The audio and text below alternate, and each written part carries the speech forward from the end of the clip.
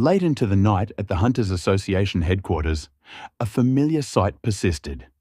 The glow of the president's office lights, flickering softly against the darkness long after everyone else had gone home. Tonight was no exception. President Go Gun-hee sat alone at his desk, immersed in paperwork, yet his mind was elsewhere. A heavy weight pressed on his chest, and his heartbeat was irregular, an unsettling reminder of his physical limits. This discomfort had been with him for years, but recently it had become more pronounced, impossible to ignore. His heart pounded fiercely, as if warning him of impending danger. Years ago, doctors had cautioned him that if he kept up this relentless pace, his heart might not survive long. Perhaps only 6 months remained. But those predictions proved wrong. 2 years had passed since then, and Gun-hee had somehow defied expectations. Perhaps it was a miracle, or simply luck, but he knew he had pushed himself beyond safe limits. Still, the toll was evident now. Suddenly, the silence was broken by the ringing of his phone. Gun-hee glanced at the clock, curious who would be calling him so late. When he answered, he heard his wife's voice on the other end, checking if he was all right. Her concern was a comforting presence in the quiet night, especially considering how often he worked late. He relaxed slightly, ready to tell her he was about to leave for the night. But before he could speak, the call was cut off abruptly, replaced by static. Confused, Gun-hee tried to speak again, but there was no response. As he lowered the phone, something unusual caught his eye. He looked out the window expecting to see the familiar cityscape, but something felt different, an odd sensation that made him pause and stare into the night. All around, the streets and skyline suddenly vanished into a deep, pitch-black emptiness, like the entire city had disappeared into nothingness. Startled, Gun-hee quickly stood up, his heart pounding, trying to understand what was happening. But before he could process it, he noticed something even more disturbing. Sitting casually on his couch was a figure he had never seen before. Its presence felt strange and unnatural, as if it had always been there, unnoticed until now. The creature's appearance was eerie. A pale face, long white hair, and pointed ears that looked sharp. Its silvery eyes shimmered like precious stones, and it radiated an intense coldness. It resembled an ice elf, a creature from nightmares known as an ice slayer. Gun-hee's eyes stayed fixed on this mysterious figure, feeling increasingly uneasy. There was something unsettling about it, and he couldn't shake the fear. A thought raced through his mind. How had he not sensed this being's presence until now? This was no ordinary opponent. Its aura was overwhelming, far too powerful for him to face alone. His instincts told him that this creature was extremely dangerous, perhaps more than anything he had ever encountered. The creature spoke, its voice cold and matter-of-fact. It explained that the entire office, and probably the whole area, had been cut off from the outside world. Gun-hee's mind spun. Could this be a dream? It all felt so surreal. But just as he began to wonder that, he felt a sharp, cold shard of glass fly through the air and hit his shoulder. He gasped in pain, but no blood flowed. Instead, his skin froze where the glass had struck, covered in a thin layer of frost. The cold was unlike anything he'd ever experienced. Looking at his shoulder, then back at the creature, Gun-hee realized this wasn't a dream. The pain and cold felt real. Now he understood that this creature was something extraordinary, not human, and it seemed to know far more than it was saying. He needed answers, so he asked urgently, "Who are you?" The creature looked slightly disappointed, as if expecting Gun-hee to recognize it without needing an introduction. To this powerful being, Gun-hee was just a simple human, completely unaware of its true nature. The creature called him a fragment of luminosity, a term that sounded like a mockery, suggesting Gun-hee was afraid to reveal his true self. But the creature said it didn't matter. Gun-hee's vessel, the body he inhabited, was already near its limit and would soon break, no matter what he did. With that, the creature made a decision. Suddenly, a blast of freezing air erupted from its hand. The room shook violently as a white fog filled the space, dropping the temperature to freezing levels and making everything impossible to see. Through the dense fog, two glowing lights appeared, bright, fierce, golden eyes. They belonged to Gunhee. His arms moved quickly, swinging to deflect the cold blast away from him and into a nearby wall. The force was so strong that the wall shattered, revealing a vast, endless void beyond, an infinite realm of darkness. As the fog began to lift, Gunhee's figure became fully visible again. He was surrounded by a radiant golden aura, a powerful energy that lit up the room. This wasn't his usual appearance, it was something much stronger. Gunhee understood what had just happened. Gunhee's office was sealed off from the outside world, trapped within a dimensional rift created by the fearsome magic beast, the Frost Monarch. The creature finally spoke, addressing Gunhee as the fragment of luminosity. It had been searching for him for a long time, unaware that such immense power was hidden within what it called a broken vessel. The Frost Monarch revealed it had already found the other 6 fragments of luminosity, with 2 of them destroyed. Now, its only goal was to see Gunhee's pride shattered before ending his life.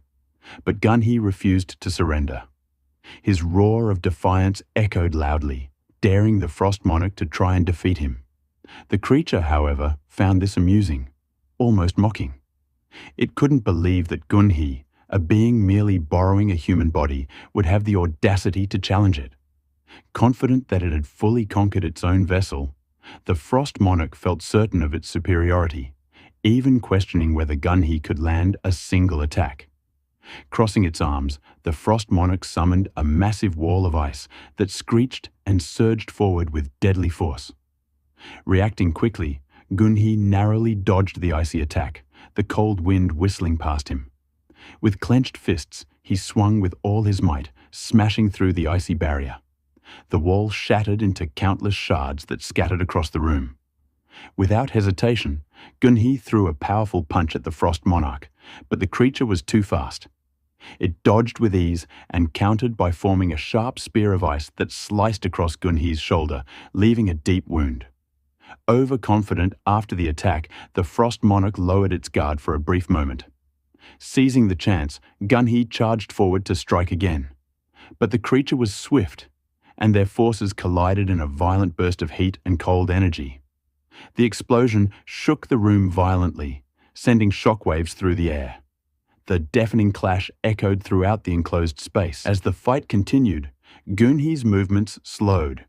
His once powerful attacks became sluggish, and his injuries multiplied. His breaths came out as cold, white mist in the freezing air, and his strength was fading fast. Desperation took hold.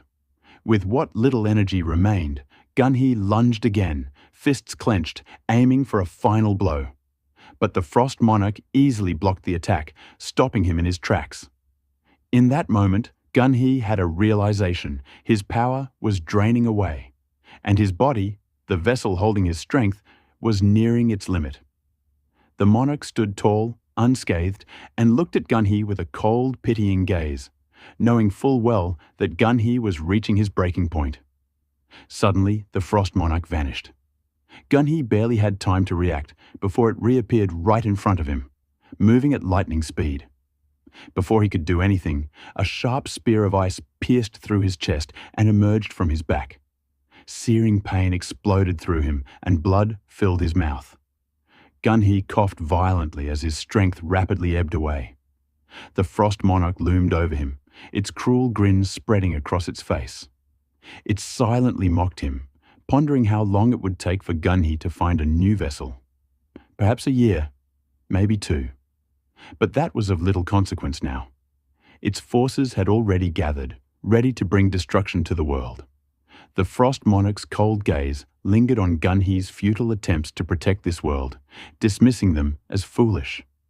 How could Gunhee believe he stood a chance without his guards?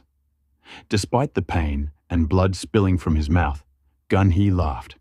His grip tightened on the spear that pierced him, his spirit still defiant even in weakness. He hadn't fought in vain. Then, something the monarch hadn't expected happened. A sudden pause. The Frost Monarch hesitated, confused. It was missing something, something vital. Its instincts suddenly kicked in. With a sharp jerk of its head, it sensed a tremendous surge of power. In an instant, an enormous blast of magic shot past its face, scorching Gunhee's right arm. The explosion that followed was immense, shaking the very fabric of the dimension they were trapped in. It struck the wall, separating their reality from the outside world, causing a deafening shockwave that echoed through the space. The Frost Monarch's mocking grin faded. For a moment, Gunhee sensed a flicker of doubt in the creature's eyes. The monarch had been so confident, so sure of victory, that it didn't believe anything could truly threaten its dominance. Its eyes gleamed with arrogance, dismissing Gunhee's words as a desperate attempt to delay the inevitable. But Gunhee remained calm, his smile steady. Suddenly, in a quiet moment, Gunhee heard a faint voice. The barrier the monarch had built, its shield that kept the fight hidden from the outside world, began to crack and splinter. The monarch turned, eyes wide with surprise, as the barrier shattered with a loud crash. The world around them snapped back to normal. The monarch's expression shifted from triumph to confusion. It wondered, was this what Gunhee had been talking about? Could this small break in the barrier change the outcome? The answer seemed unlikely, but Gunhee still had one last trick up his sleeve. Gathering his remaining strength, Gunhee let out a shout. From the shadows beneath him, something appeared, a tiny creature, an ant-like being, moving with incredible speed. The monarch barely had time to react as this shadowy creature darted past, leaping out of the broken window with a piercing scream. The Frost Monarch's gaze followed the creature, confusion deepening. An ant from the abyss? It seemed insignificant. But then, the monarch's eyes widened in horror. This wasn't just any ordinary creature. It was a carefully saved secret. The monarch had kept its energy for this moment, knowing this tiny being was more dangerous than it looked. Realizing its mistake, the Frost Monarch reacted desperately. It hurled Gunhee aside and dashed after the escaping ant. Ice spun around its hand, forming a deadly icicle. With a burst of speed, the monarch closed the distance and raised the sickle, ready to strike. But just as the monarch was about to deliver a fatal blow, something stopped it. A powerful hand grabbed the sickle with crushing strength. The monarch looked up and saw the figure who had intervened, none other than Jinwoo, the Shadow Monarch. Jinwoo's cold, piercing eyes locked onto the Frost Monarch.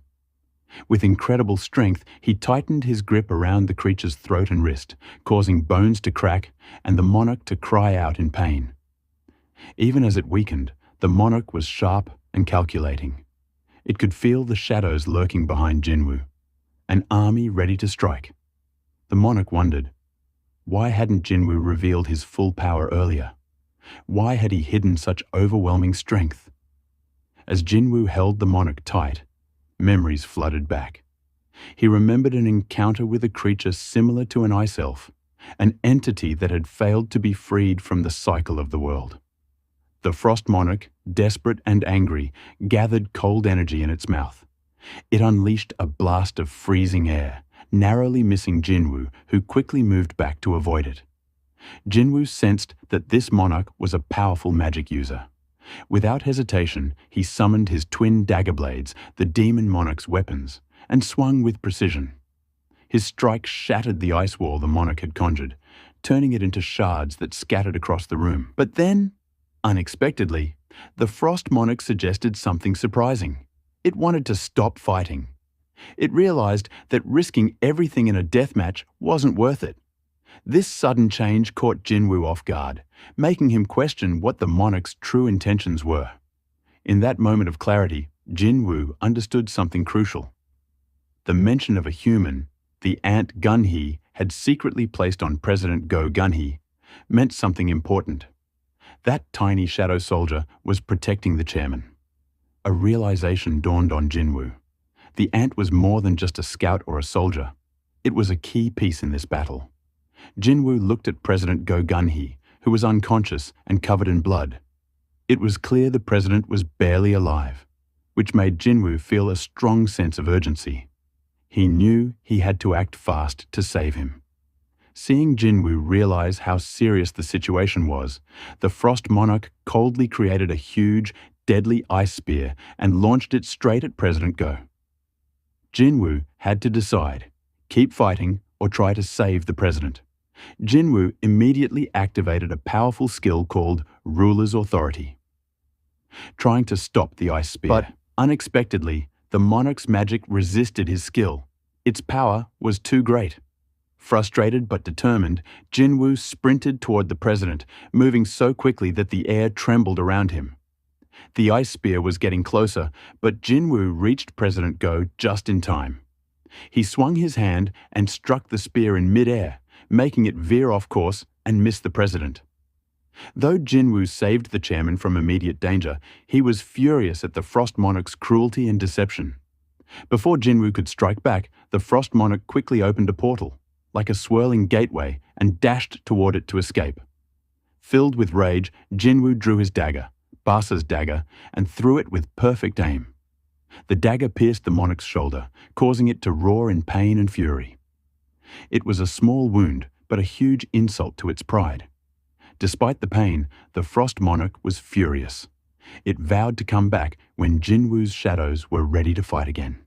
It cruelly taunted Jinwoo, saying that President Go Gunhee's near-dead state was a gift, the monarch implying the chairman would soon become part of Jinwoo's shadow army.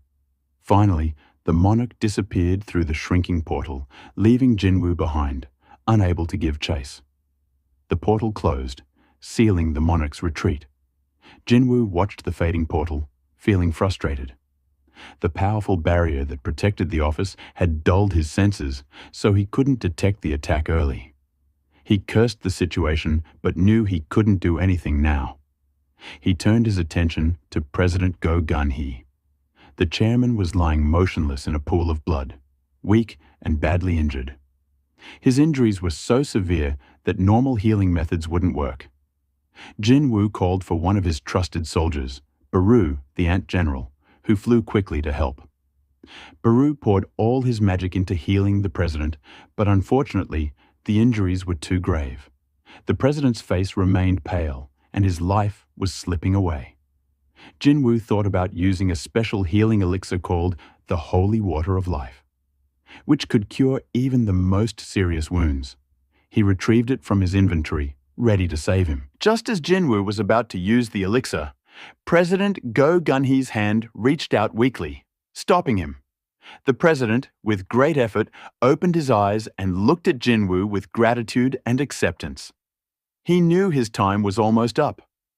The president softly spoke, thanking Jinwoo for coming, and shared some critical information. He told Jinwoo about his encounter with a powerful being called a Supreme Being, and about the coming battle between Jinwoo's forces and the armies of the monarchs.